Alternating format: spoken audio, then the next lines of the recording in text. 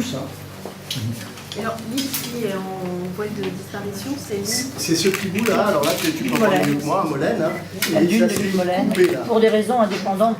Un, c'est que la mobilisation pour empêcher l'extraction du sable ici à Tréberdin est plus que légitime. Elle est logique, parce qu'on risque de faire courir un risque qui sera irréversible au milieu marin. On est tout près, si on se retourne, on est tout près de la côte, on déstabilise durablement le milieu marin, alors qu'on n'est pas du tout certain de la nécessité de cette extraction.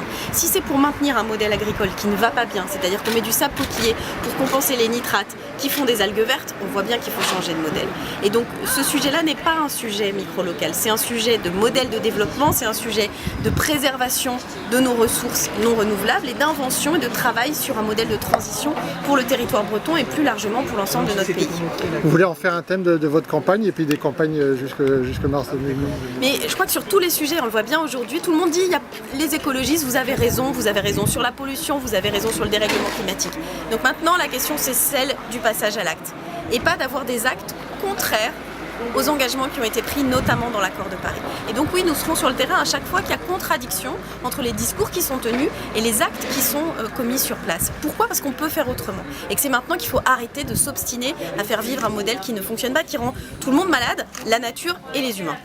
400 000, donc vous voyez, c'est en milliers. Hein. Donc après, il y a le cumul dessous. Un double mouvement. J'ai dit, je me suis engagée auprès des représentants des associations qui étaient là d'écrire à Ségolène Royal pour lui demander que soit auditionné lors de la mission qu'elle a commandée l'ensemble des associations représentées au comité de suivi pour que tous les points de vue soient entendus, parce qu'ils sont non seulement légitimes, mais ils ont des arguments très solides, scientifiques et précis à faire valoir, et qu'il faut évidemment continuer à mettre en lumière ce qui se passe ici. Parce que le meilleur allié de ceux qui veulent abîmer la nature, c'est le secret. Donc plus on voit ce qui se passe, plus les gens savent ce qui se passe ici, moins il y a de chances que ça se poursuive. On va dire ça à Roulier, qui ferait mieux d'aller à Berck. C'est chez Marine.